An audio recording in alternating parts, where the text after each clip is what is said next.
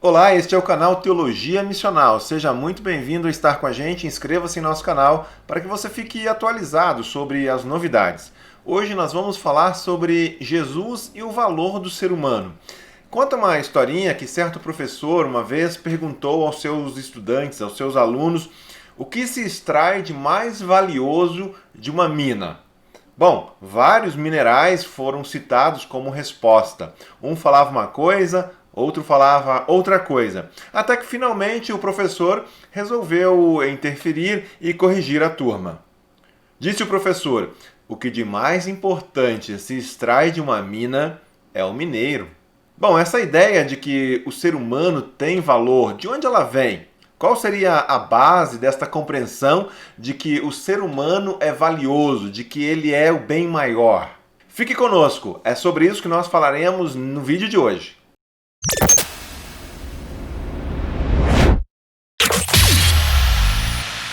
Uma das declarações mais sublimes da Bíblia nós lemos em Gênesis, o capítulo 1, verso 27, que fala sobre a criação do ser humano. Criou Deus o homem à sua imagem, a imagem de Deus o criou, homem e mulher os criou.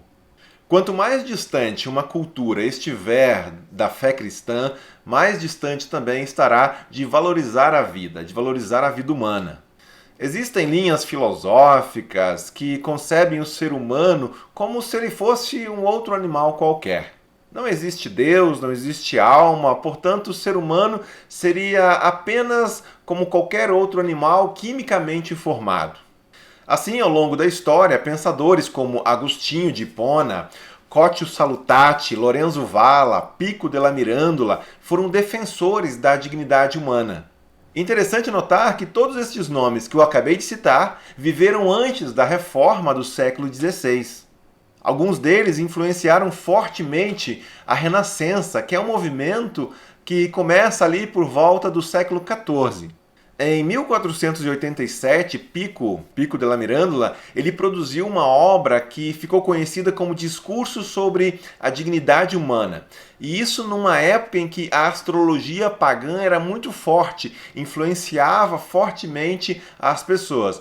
Pico então escreve: as estrelas não nos podem governar por suas partes materiais, que são tão simples como as nossas. Por isso, devemos tomar cuidado para não adorar a obra do artífice como se esta fosse mais perfeita do que o seu autor. Além do livro de Gênesis e de sermos criados, seres humanos, à imagem e semelhança de Deus, outro fator a atribuir importância, valor ao ser humano é a encarnação de Jesus Cristo. Enquanto outras filosofias e religiões jamais admitiriam que Deus pudesse se encarnar no ser humano, porque afinal de contas isso seria se rebaixar a um nível humano, os cristãos sabem que Deus veio ao mundo na pessoa de Jesus Cristo. Isso mesmo, Deus ele se torna um de nós, invade a história, ele vem a este mundo. E pela encarnação de Deus em Jesus, um verdadeiro abismo é superado. Nós não ficamos mais entregues a nós mesmos. Enquanto praticamente todos os pensadores antigos, desde gregos até romanos, insistiam na distância entre Deus e o ser humano, a graça revela um Deus que se encarna, que vem ao encontro da humanidade. Quando Deus desce até a humanidade, o ser humano é exaltado. Quer muitos admitam ou não, o humanismo moderno, que nós conhecemos melhor, encontrou em pensadores cristãos o seu fundamento, naqueles pensadores que eles já reconheciam o diferencial do valor do ser humano. Foi nisso que eles encontraram a base para a sua filosofia e o seu pensamento. É verdade que, ao longo da história, muitos pensadores encontraram dificuldades para atribuir os créditos de tudo isso a Jesus Cristo.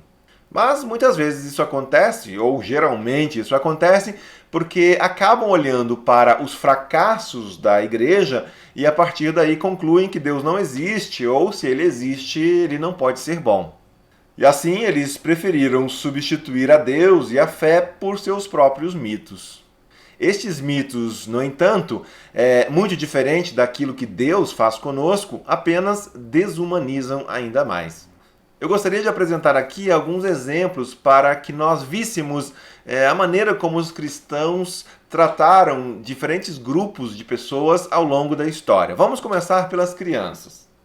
No mundo antigo, tanto grego quanto romano, era muito comum que houvesse o sacrifício de crianças. Havia verdadeiros cemitérios de crianças próximo aos templos pagãos. Nascer na Grécia Antiga ou na Roma Antiga era extremamente perigoso.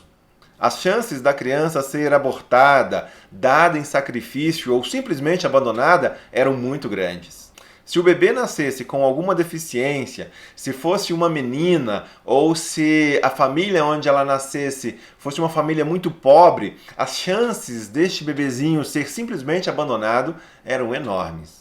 Mesmo aquelas crianças que conseguiam superar estes primeiros obstáculos eram consideradas verdadeiras propriedades dos pais. E os pais poderiam fazer com elas o que bem entendesse: matá-los, vendê-los como escravo, obrigá-los a se casarem, coisas desse tipo. Um livro de George Grant sobre o aborto na antiguidade diz que no Império Romano uma criança ela era recebida no mundo somente se a família assim o quisesse. Se a criança não fosse bem-vinda à família, ela era simplesmente abandonada assim que nascia. Existia inclusive locais especiais onde as famílias iam para abandonar os seus bebês. Lembremos que o próprio Jesus escapou de uma matança de bebês patrocinada pelo rei Herodes. Desde a vinda de Jesus, os cristãos então passam a se empenhar para preservar a vida humana, para preservar a vida das crianças, dos bebês desde o ventre materno. Na igreja primitiva, o aborto, o infanticídio, o abandono de bebês era coisa que simplesmente não existia.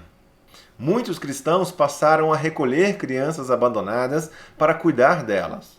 A igreja, ao longo da história, sempre fundou lares, orfanatos, abrindo espaço para que as crianças fossem cuidadas. Fato é que uma nova ética de valor da vida humana surgiu com o surgimento dos cristãos. O próprio Jesus era conhecido como um mestre que reunia as crianças ao seu redor. Vejamos em Mateus 19, verso 14. Disse Jesus: "Deixai vir a mim as crianças e não as impeçam, pois o reino dos céus pertence aos que são semelhantes a elas." O próprio Jesus se referia a Deus como Pai. E com isso toda a paternidade é ressignificada. Nós não mais olhamos para nós como nós conseguimos ser pais e deduzimos daí o tipo de pai que Deus deve ser. É o contrário.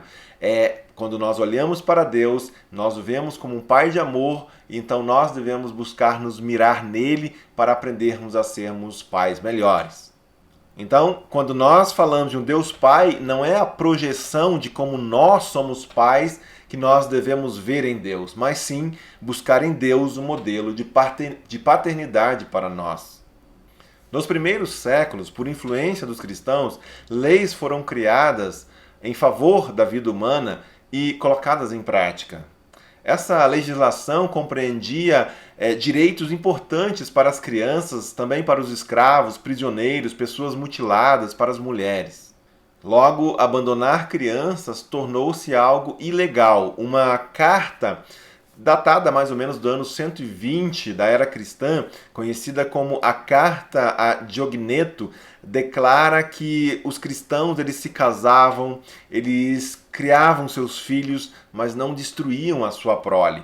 Vejam, este era um testemunho, algo que chamava a atenção das pessoas naquela época.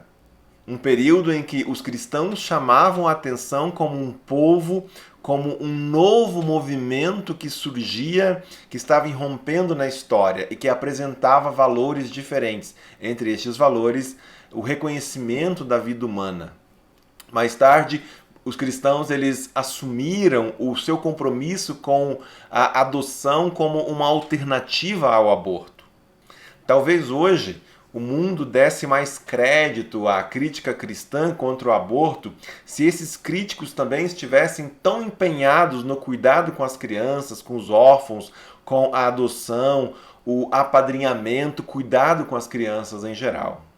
Ao mesmo tempo, é preciso reconhecer que sim, existem milhares de iniciativas pró-criança ao redor do mundo, graças a Jesus Cristo, cristãos fiéis continuam se empenhando, valorizando a vida humana, resgatando, cuidando das crianças. Eu vou deixar aqui embaixo um link de um projeto muito sério que eu conheço, que você pode também conhecer e, se for do seu interesse, tiver ao seu alcance, ajudar no apadrinhamento de crianças. Outra forte influência dos cristãos foi a respeito da dignidade e do valor das mulheres. Em culturas antigas, como na Índia, na China, Roma, Grécia, a mulher era simplesmente propriedade do marido. Mesmo na Grécia, com todos os seus desenvolvimentos, a mulher não era reconhecida como cidadã. Cidadãos eram apenas os homens livres. Para Aristóteles, o famoso filósofo, a mulher era alguém que estava ali entre um homem e um escravo. Para Platão, outro filósofo importante da antiga Grécia, se um homem vivesse uma vida covarde, ele reencarnaria na próxima vida como uma mulher. Este seria o seu castigo. Entre as crianças abandonadas no antigo Império Romano, as meninas eram a maioria. Ou seja, se naquela época o simples fato de você nascer já era um risco, se fosse uma menina, o risco era maior ainda. Em muitos lugares do mundo, a prática de desvalorização das mulheres persiste e em muitos lugares é assim até hoje. Missionárias norueguesas contam a experiência lá no século XIX, quando elas chegaram à China e então lá encontraram meninas abandonadas. Uma menina geralmente era descartada naquela época, naquela China do século XIX, assim que nascia. E eu nem quero entrar aqui nos relatos de crueldade a respeito de como essas coisas aconteciam. Talvez você já tenha ouvido falar do sati ou sati na Índia, uma prática em que as mulheres, quando elas ficavam viúvas, era voluntária ou involuntariamente, elas eram queimadas com os corpos dos seus maridos. Vejam só que loucura, que crueldade.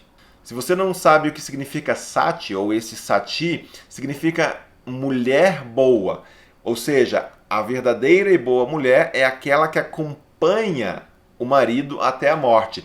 Esta era a realidade religiosa hinduísta e como eles concebiam a boa mulher. Ou seja, a boa mulher é aquela que está disposta a acompanhar o marido até a morte. Graças ao trabalho intenso de missionários cristãos, esta prática foi condenada.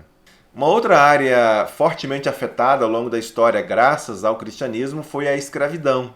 O Império Romano era formado por milhares de escravos. Calcula-se que metade da população talvez fosse de escravos. Na Grécia Antiga, a realidade era semelhante.